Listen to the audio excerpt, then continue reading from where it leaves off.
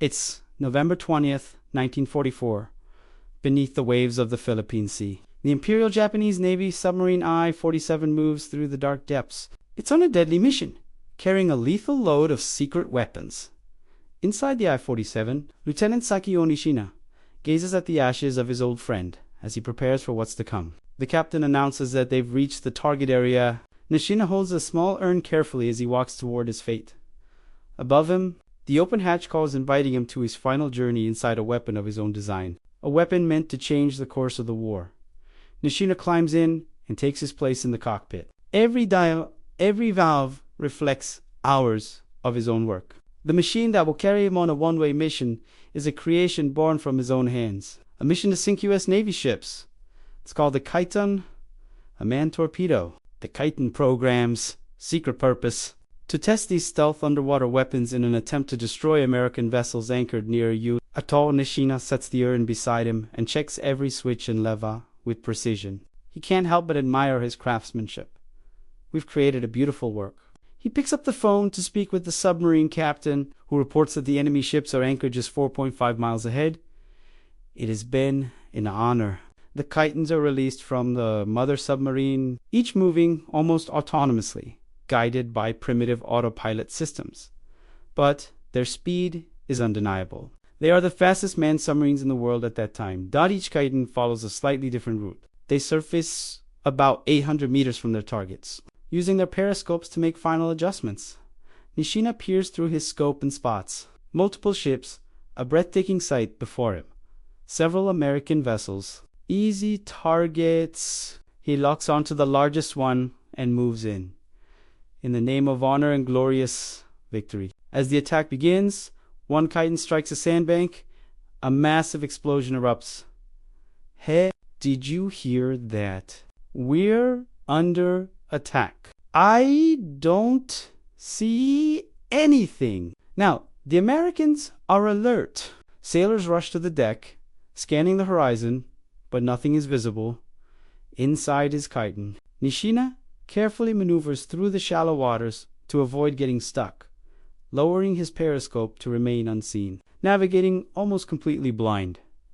Another Kaiten is hit, this time by depth charges. The Americans rush to battle stations, but still see no enemy.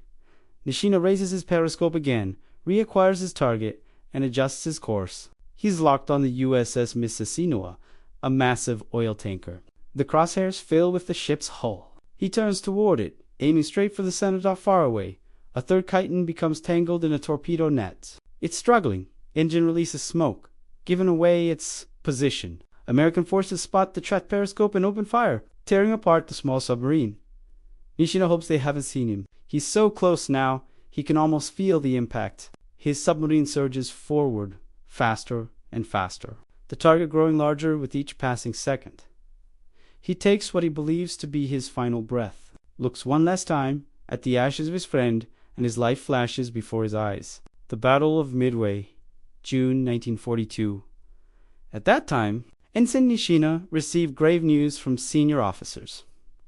The fierce Battle of Midway wasn't a stalemate as Japanese. Radio had claimed it was a total disaster for Japan. 4 of the nation's 6 elite aircraft carriers had been destroyed.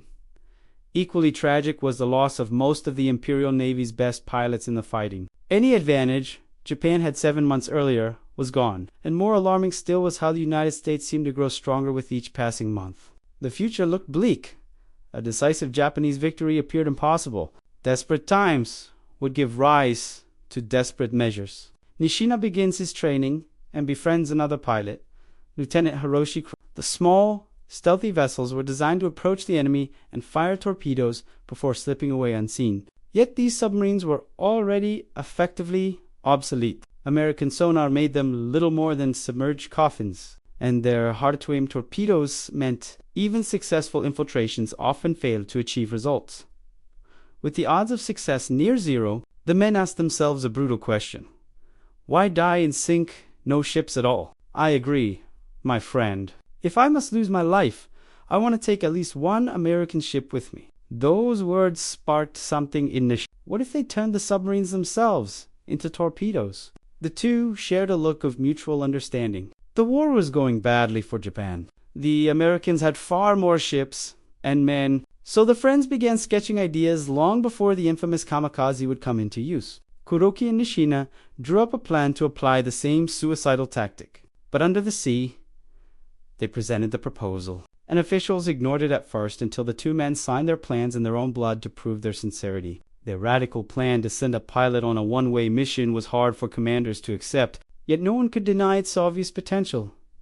Thus the Kaiten was authorized, but only on condition that the pilot would have a way to escape, an idea the two designers abandoned as impractical and unreliable.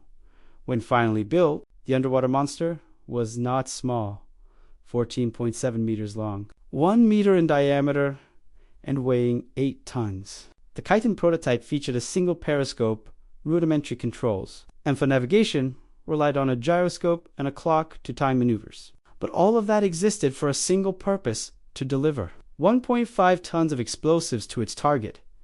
The Kaiten pilots were drawn from the Navy's ranks of officer and aircraft trainees. Thousands volunteered passionately to test this new weapon, but only a few hundred were chosen. Those selected were assigned to Kuroki and Nishina, who would train them and refine the weapon together.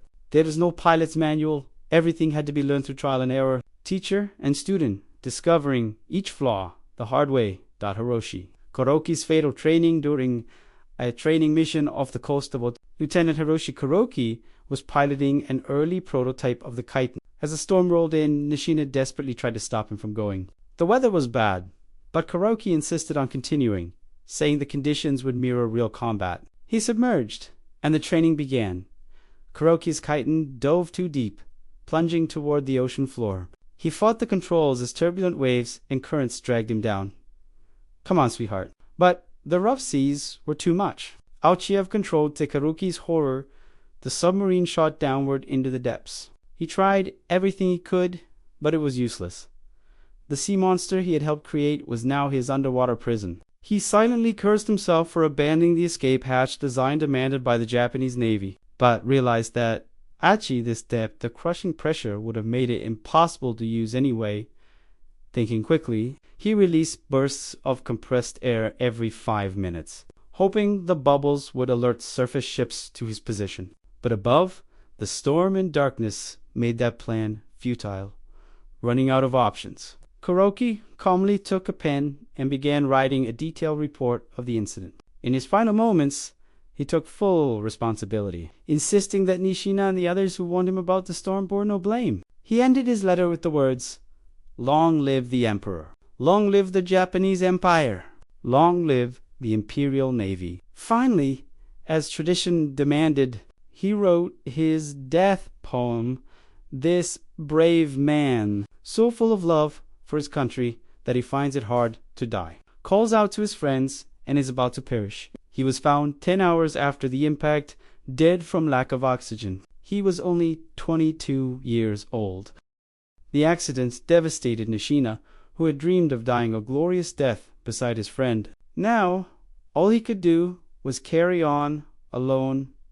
In time. The crew was deemed ready for combat, and the first mission was scheduled for November 20th, 1944. Mission ceremony on November 6th. A farewell celebration was held for the 12 fortunate pilots chosen for the first attack. Among them was Nishina. They drank sake and shared kochiku, rice crackers symbolizing luck and courage. At the end of the ceremony, each man received a ceremonial sword and was invited to give a short speech. When Nishina's turn came, he announced that he would go into battle alongside his fallen friend, Hiroshi. He would carry Kuroki's ashes aboard Kaiten No. 1, fulfilling the promise they had made to strike the enemy ships together. The next morning, the men boarded the 3 large submarines that would take them to the edge of battle. The I-47 finally delivers its pilots to the battlefield. Aboard the submarine, the crew treats the men with the utmost respect. They stand in solemn silence as the 4 pilots step into their vessels. Kuroki and I have the honor of being the first to pilot our weapon in combat for Japan and for the Emperor. The Japanese people will remember your noble sacrifice. Before departure, the crew presents the 4 pilots with a painting created by one of the sailors depicting a Kaiten destroying an American ship. The painting, they say, will be offered to the Emperor. One by one, the 4 pilots enter their Moments later, the locks are released, the phone line is cut, the mission begins. Nishina quickly takes control of his craft and maneuvers away. He hears distant underwater explosions and realizes his comrades are in trouble. He climbs toward the surface and increases speed. What he does need to know is that he is now the last Kaiten remaining, the final hope of victory for Japan. American sailors scan the horizon for periscopes. But Nishina is already on his final course. Periscope lowered, charging forward at full speed, 30 knots, about 34 miles per hour. He barely hears the roar of the engine or the rushing of the water. The world grows silent as he focuses on his fate. We did it, my friend. We did it. Nishina closes his eyes. The warhead of his Kaiten slams into the hull of the USS Mississinewa. The impact triggers the detonator.